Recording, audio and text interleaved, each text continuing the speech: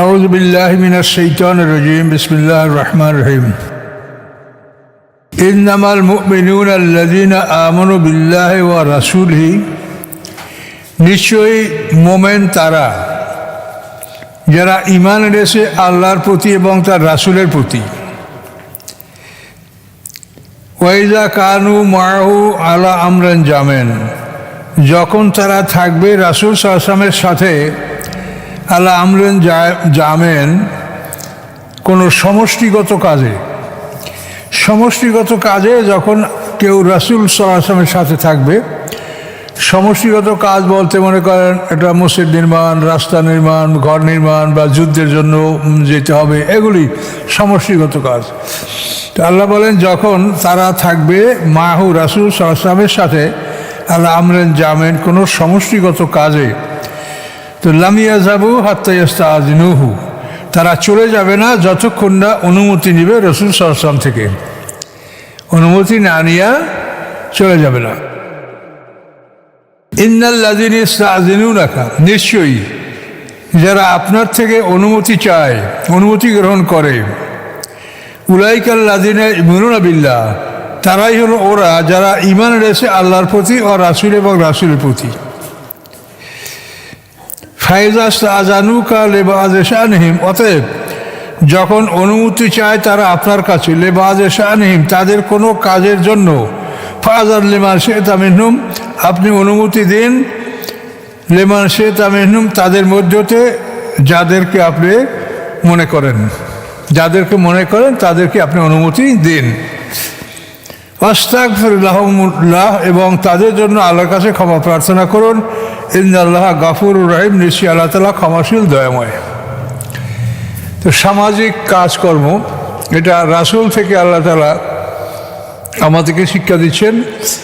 আমরাও কোনো সমষ্টিগত কাজে একত্রিত হলে আমরা এটা যে প্রধান বা যে দায়িত্বশীল বা সভাপতি, তার অনুমতি ছাড়া যেন আমরা না চলে যাই।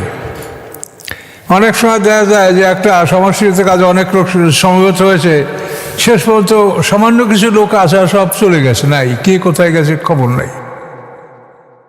তো এই সামাজিক কার্যকলাপ যেগুলি, আখলাক, কোরআন শুধু নামাজের জন্য নয়, নামাজ, রোজা, হজ, যাকাত, বড় বড় বিষয়গুলো তো আছেই, কিন্তু এছাড়া এই ছোট ছোট বিষয়গুলি, এগুলিতে আপনার হাসরের ময়দানের নেক আমলকে ভারী করবে।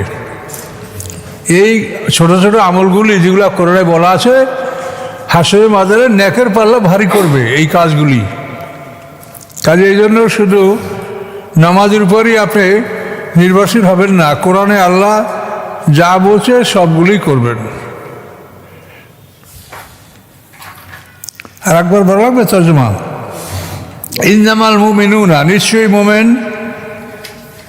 নিশ্চয়ই মোমেন কারা, তারা, ইন্নামাল মুমিনুনা আল্লাযীনা, নিশ্চয়ই মোমেন তারা, আমানু বিল্লাহি, যারা ঈমান এনেছে আল্লাহর প্রতি, ও রাসূলি, তার রাসূলের প্রতি, ওয়াইজা কানু মাহু আলা আমরিন জামেন, এবং যখন থাকে তারা রাসূলের সাথে, সাল্লাল্লাহু আলাইহি ওয়াসাল্লামের সাথে, আলা আমরিন জামেন কোনো সমষ্টিগত কাজে, লাম ইয়াযহাবু, তারা চলে যায় না, হাত্তা ইস্তাআযিনুহু, যতক্ষণ না রাসূলের কাছে তারা অনুমতি গ্রহণ করে।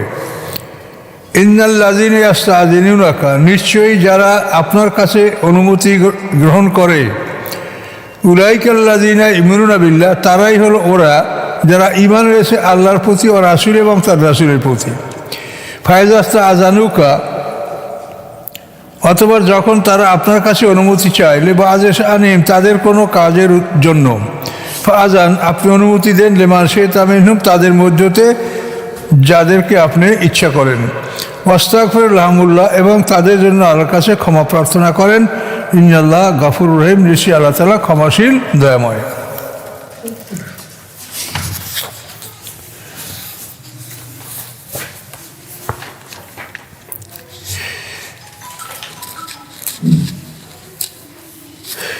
তো আউযু বিল্লাহি মিনাশ শাইতানির রাজিম, লা তাজআলু দুআর রাসূলি বাইনাকুম, মনে করো না তোমরা রাসূলের দোয়া তোমাদের মধ্যে, কা দোয়ায়ে বাযিকুম বাযা, যেমন তোমরা দোয়া করো একে অপরের জন্য। তোমরা একে অপরের জন্য যে দোয়া করো, রাসূলের দোয়াটা সেরকম মনে করো না, তার দোয়া অনেক গুরুত্বপূর্ণ। আবার এই দোয়া মানে আহ্বান, মানে রাসূলের সাথে তোমরা যে আচরণ করবে, তাকে ডাকবে বা তার সাথে কথাবার্তা বলবে, এটা তোমরা যেভাবে একে অপরকে করো সেরকম করবে। এই দোয়া শব্দ দুটো অর্থে এখানে ব্যবহার হচ্ছে।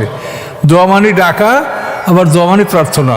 তো তোমরা রাসূলের দোয়া তোমাদের মাঝে যেমন তোমরা একে অপরের জন্য দোয়া করো এরকম মনে করবে না।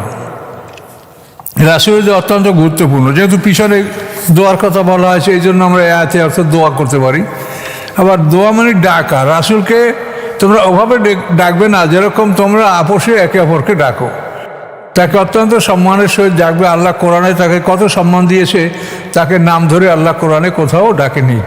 কাজেই তোমরা তাকে ইয়া রসুল আল্লাহ, ইয়া নবী আল্লাহ, ইয়া হাবিব আল্লাহ, যে মানে তার বৈশিষ্ট্যগুলো কোরআনে আছে, এর নামে তোমরা তাকে ডাকবে। তাকে নাম ধরে কখনো ডাকবে না। আল্লাহ ডাকেন নাই, তোমরা ডাকবে?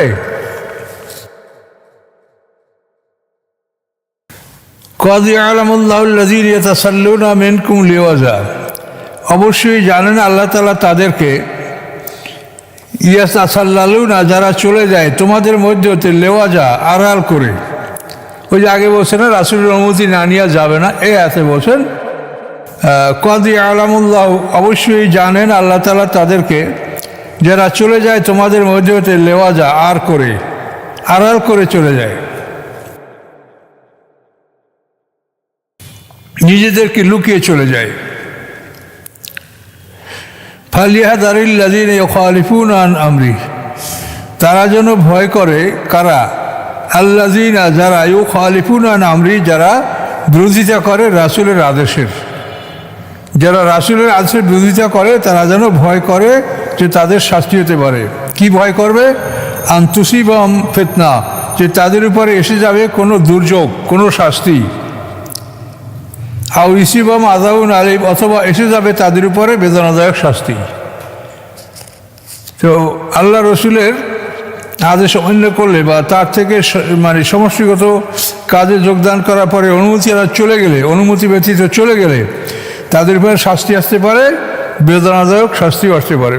ফিতনা মানে পরীক্ষা মানে নানা রকম সমস্যা, বিভিন্ন বিপদ হওয়াতে এটাকে ফিতনা বলা হয়। আর বেদনাদায়ক শাস্তি তো শাস্তি।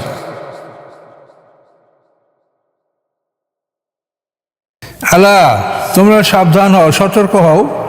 ইন্না লিল্লাহি মা ফিস সামাওয়াতি ওয়াল আরদ, নিশ্চয়ই আল্লাহ মালিক সব কিছুর, যা আছে আকাশের মধ্যে এবং যা আছে পৃথিবীর মধ্যে। এই কথাটা আল্লাহ বারবার বলেন, এবং হাসরের ময়দানে আল্লাহ তাআলা বিচারের সিংহাসনে আরোহণ করার পরে এইটাই বলবেন, জিজ্ঞাসা করলে মানেল মুল্ক, এই সার্বভৌমত্বটা কার, মালিকানাটা কার? তোমরা পৃথিবীতে মালিকানা করো। পৃথিবীতে যারা নিজেরা মালিকানা করে তারা কোশ্চিনকালেও জান্নাতে যাবে না। আমি মালিক, আমি আমার সম্পত্তি বড় ছেলেকে বেশি দেবো, না হয় ছোটো ছেলেকে বেশি দেবো, অমুক মেয়েকে দেবো, অমুককে দেবো না, হ্যাঁ আমার ইচ্ছা, আমার জমি, আমি যেটা ইচ্ছা সেটা করব। এই মালিকানা যারা করে তারা মোমেন না। তার কারণ মোমেন হওয়ার শর্তই হলো তাকে গোলাম হতে হবে। আর গোলাম মানে সে নিজে কোনো কিছুর মালিক হবে না, তার যা আছে সব কিছুর মালিক আল্লাহ। শুধু একটা গোলাম যেরকম মনিবের কাছে খাওয়া পড়া পায়, আমরা এরকম মনিবের কাছে খাওয়া পড়া পাবো। গোলামে যদি কিছু আয় করে তার মালিক হয় তার মনিব, গোলাম মালিক হয় না। তাহলে আমরা গোলাম ঠিক ওইভাবে যে আপনার একটা কৃতদাস যেভাবে আপনার অধীনস্থ, আমরা আল্লাহর কাছে ওইভাবে কৃতদাসের মতো গোলাম। ফাদখুলি ফি ইবাদি ফাদখুলি জান্নাতি, সূরা ফজর মনে এটা। এই জন্য আল্লাহ দেখেন বারবার বলছেন, আল্লাহ জেনে রাখো নিশ্চয়ই লিল্লাহি লামলে তামলিক, অর্থাৎ মালিকানা, আল্লাহ মালিক, মাফিস সামাওয়াতি ওয়াল আরদ, যা কিছু আছে আকাশের মধ্যে এবং যা কিছু আছে পৃথিবীর মধ্যে। কদ ইয়ালামু মা আনতুম আলাইহি, অবশ্যই আল্লাহ জানেন তোমরা যার উপরে আছো, তোমরা কিসের উপরে আছো সেটা আল্লাহ ভালো জানে। কোন অবস্থায় আছো, কিসের উপরে আছো আল্লাহ ভালো জানে। ওয়ায়ামা ইউরজাউনা ইলাইহি, এবং যেদিন তোমাদেরকে ফিরিয়ে আনা হবে তার নিকটে, ফায়ুনাব্বিহুম, তিনি খবর দেবেন তোমাদেরকে, বিমা আমিলু, যা তোমরা করেছো। আল্লাহু বিকুল্লি শাইইন আলিম, আল্লাহ তাআলা সমস্ত বিষয় সম্পর্কে অবগত আছেন। তাহলে এই যে কথাগুলি, এই মালিকানার ব্যাপারটা কিন্তু বিরাট ব্যাপার। এটা খুব, আমার জানা মতে আমি একটা লোকও দেখি নাই, মেয়ে আসে ছেলে নাই, সব সম্পত্তি মেয়েদেরকে লিখে দেবে। অথচ আল্লাহর আইন হলো এক মেয়ে থাকলে অর্ধেক পাবে, একাধিক মেয়ে থাকলে 3 ভাগের 2 ভাগ পাবে। কিন্তু এটা কেউই মানতে রাজি না। অথচ তারা মসজিদের কবুতর, সবসময় নামাজ পড়ে, তাহাজ্জুদ পড়ে, কিন্তু আল্লাহর হুকুম মানতে রাজি না। আপনার মেয়ে কি আপনি শান্তি দিতে পারবেন? আপনি শান্তি দেওয়ার মালিক? আপনি এক সন্তানকে ভালোবাসে সম্পত্তি বেশি দিবেন, একজনকে দিবেন না, আপনি কি সুখ শান্তির মালিক? যারা এভাবে ওয়ারিসদেরকে ঠকিয়ে জমি জমা যারা অসভ্যভাবে বন্টন করে, জেনে দেখেন তাদের পরিবারে কোনো সুখ নেই, এবং অচিরে এই পরিবারগুলো ধ্বংস হয়ে যায়। শত বিঘা জমির মালিক দেখা যায় 1-2 পুরুষ পরে তারা নিঃস্ব হয়ে গেছে, তাদের কোনো মান সম্মান নাই। তার কারণ এই অশুভ বন্টন। রহমতের মালিক আল্লাহ, বরকত দেওয়ার মালিক আল্লাহ। আপনি আল্লাহর হুকুম মেনে চলবেন, আপনার সন্তানের সুখ শান্তি আল্লাহ দিতে পারে। আর আল্লাহ যদি সুখ শান্তি না দেয়, তা আপনি কি তাদেরকে আল্লাহর হুকুমের বাইরে গিয়ে সুখ শান্তি দিতে পারবেন?